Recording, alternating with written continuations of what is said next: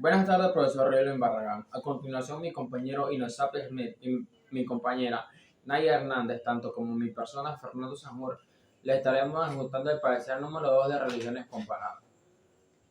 El tema que me tocó a tratar a mí es el texto sobre la predicación y evolución del budismo.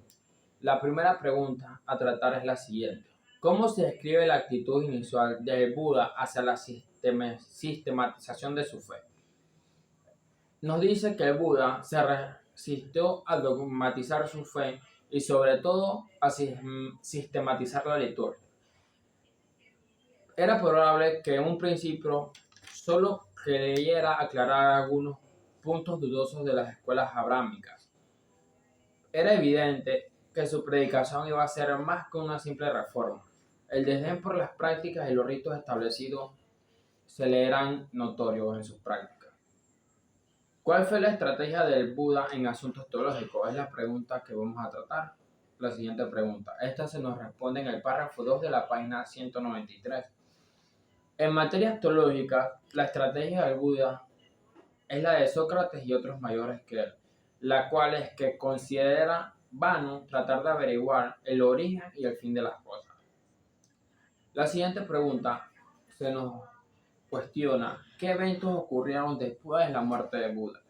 En el párrafo 3 de la página 194 se nos dice que después de la muerte de Buda empezaron las disputas teológicas, las divisiones en sectas, el culto de imágenes y reliquias, y se procediera a la divinización del fundador. Aparte de esta respuesta, se nos da otra respuesta que se encuentra en el párrafo 4 de la página 195, en la cual se nos dice que inmediatamente después de la muerte de Buda, sus discípulos se reunieron en Rajaga. Solo 500 monjes asistieron a esta asamblea. La reunión se celebró en una cueva, preparada por el Taja de la localidad. La tradición supone que en esta cueva los reunidos fijaron en forma métrica y cantadas los discursos del Buda y las reglas por él dictadas. La última pregunta que vamos a tratar de este texto es la siguiente.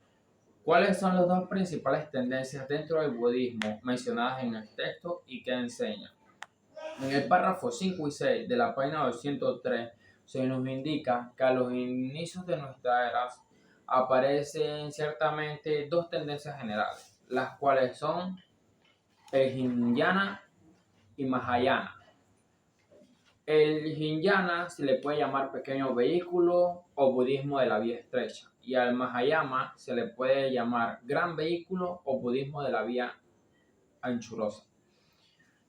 El pequeño vehículo sostiene que la salvación estará individual, que debe alcanzarse en una dura ascesis. El santo, que se lo denomina Arhat, gana las excelencias del nirvana mediante su propio esfuerzo.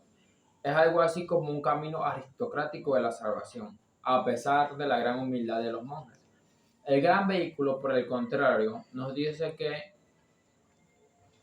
el principio de que muchos podrán salvarse gracias a los méritos de aquellos de que ya han logrado total liberación, despliega una acción propagandística de atracción de masas.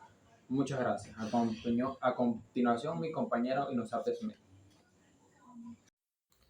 Pregunta 1. ¿Por qué se denomina al budismo como un pragmatismo dialéctica? En la página 18 del texto afirma que por su origen e intención es una doctrina de la salvación, siempre ha estado marcado por su actitud intensamente práctica. Ejemplo, si un hombre fuese herido por una flecha, lo primero haría sacarla antes de saber quién lo disparó, o si el hombre que lo hizo era soltero, casado, alto, bajo, rubio o moreno. Todo lo que quería sería librarse de la flecha. Por tanto, podemos decir lo suficientemente verdad que el pensamiento budista tiene una tendencia hacia lo que llamamos pragmatismo, es decir, a la preferencia hacia la utilidad. Pregunta 2. ¿Por qué se rechaza que el budismo sea considerado como un pesimismo radical? En la página 26 del texto, rechaza porque para él la comprensión de la doctrina budista del sufrimiento no implica necesariamente la depresión o tristeza, sino más bien una profunda aceptación de la realidad tal como es. La tristeza y el sufrimiento son parte inevitable de la vida. Se debe renunciar a él. Según la enseñanza budista, problemas de la vida, problemas del hombre supera a través del camino del entendimiento, la práctica espiritual y el desapego de los deseos mundanos. Cuando renunciamos al mundo, se gana el reino de Dios, entonces la ganancia es infinitamente mayor que la pérdida, afirma Conce. Tercera pregunta. ¿Puede el budismo considerarse como una forma de ateísmo según Conce? En la página 50 del texto, Conce considera que no, de ninguna manera se puede considerarse como una forma de ateísmo. En cuanto a lo primero, no niega exactamente la existencia de un creador, más bien cree que hay un Dios personal que creó el universo. El propósito es librar a los seres del sufrimiento. 2. En segundo lugar está la divinidad concebida ya sea como impersonal o como suprapersonal. Y en tercer lugar hay una cantidad de dioses o de ángeles que no se distinguen claramente de los dioses. Muchas gracias. ¿Por qué las estupas se han convertido en el centro de los lugares budistas? En el minuto 42:22 segundos del video del nacimiento del budismo menciona que cuando Buda murió su cuerpo fue quemado siguiendo la tradición. Sus cenizas se colocaron en unas urnas funerarias, algunos de los cuales se conservan todavía. Una urna contiene las reliquias de la Buda bienaventurado del clan Chekia, y después los budistas construyeron grandes monumentos religiosos a imagen de las antiguas estupas y colocaron dentro de las reliquias de los grandes maestros. Por eso las estupas se han convertido en el centro de los lugares budistas, y también debido a su significado simbólico, importancia histórica, vínculo con eventos importantes y su influencia cultural y estética. Estas estructuras sagradas son consideradas puntos de referencias espirituales y lugares de veneración para los seguidores del budismo. ¿En qué consiste el nirvana? Según se explica en el video budismo. En minutos 59 segundos menciona que le hace pensar en un sentido egocéntrico como un ser separado tratado de luchar contra un abrumador universo y fracasar. No hay otro lugar que aquí.